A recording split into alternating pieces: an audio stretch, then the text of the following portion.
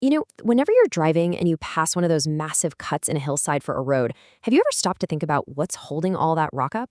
Well, engineers have some pretty incredible ways to do it, but there's a specific kind of landslide that's always been like a ticking time bomb.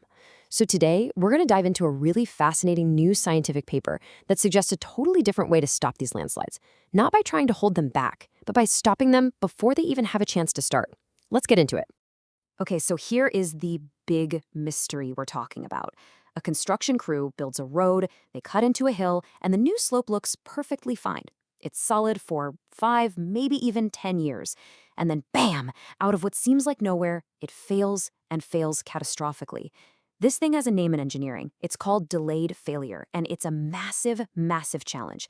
So the question is, what is secretly going on inside that rock that takes so long to finally reach its breaking point? Well, the key thing to understand from this new research is that this isn't random, not at all. It's actually a predictable, slow-motion process of decay that's happening deep inside the rock itself. So you gotta think of it less like a sudden, freak accident and more like a fuse that was lit the very moment the first piece of construction equipment broke ground.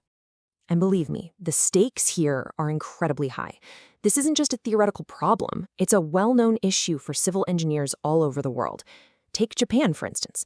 There are slopes there in a geological formation called the Kobe Group that are just notorious for this exact kind of delayed collapse, sometimes long after all the construction is done.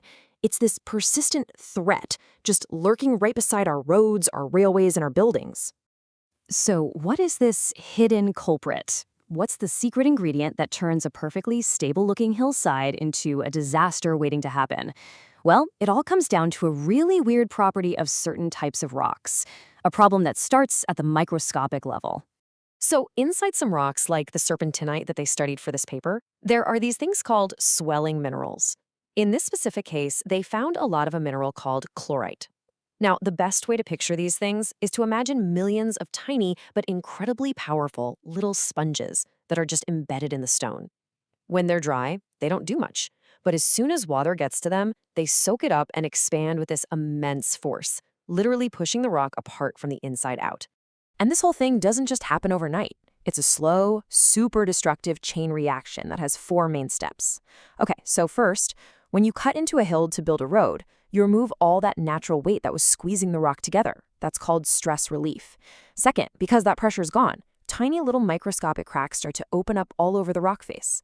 Third, these new cracks basically become superhighways for rainwater and groundwater to seep deep, deep into the rock where it can never get to before.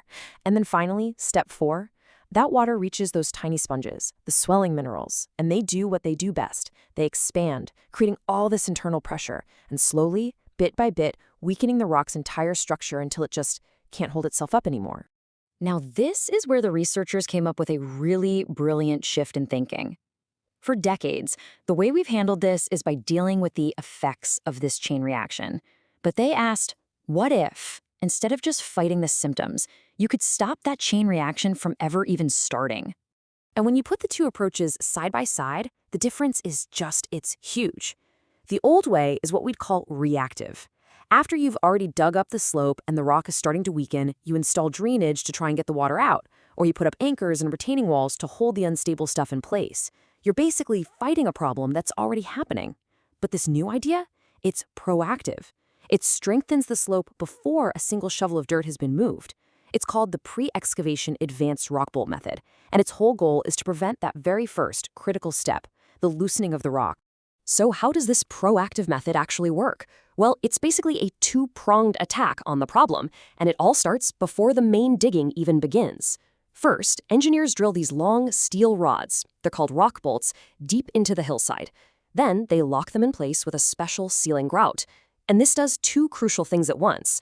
One, it mechanically pins all the layers of rock together, which stops them from loosening up when the pressure's gone. And 2, the grout itself seals up all those microscopic pathways, blocking water from ever getting deep inside to reach those swelling minerals in the first place. It tackles both the mechanical part of the problem and the water part of the problem. Of course, an idea on paper is one thing, but proving it actually works is a whole other story. So to test their theory, the researchers set up this really simple but super elegant experiment. They basically decided to create a mini landslide right there in the lab. What they did was they took two identical cylindrical cores of serpentinite rock from the Fukui region of Japan, a rock they knew had these swelling minerals. The first sample, they just left it as is. That was their control. The second sample got a miniature version of their new method. Tiny little screws were put in and locked with an adhesive to act like the rock bolts and grout. Then they just added water to both and watched to see what would happen. The first result was just stunning. They measured the internal pressure that was being generated by those minerals as they soaked up the water. In the untreated sample, that pressure ramped all the way up to 19.8 kilopascals. But in the treated sample, the pressure was only 9.97. That's almost exactly half. The internal forces that were trying to tear the rock apart were just dramatically reduced. And, that drop in pressure had a very real physical effect. When they measured how much the rock actually swelled up, the results were just as clear. The untreated sample, it expanded by 0.09%. And again, the treated sample expanded by less than half of that, only 0.04%.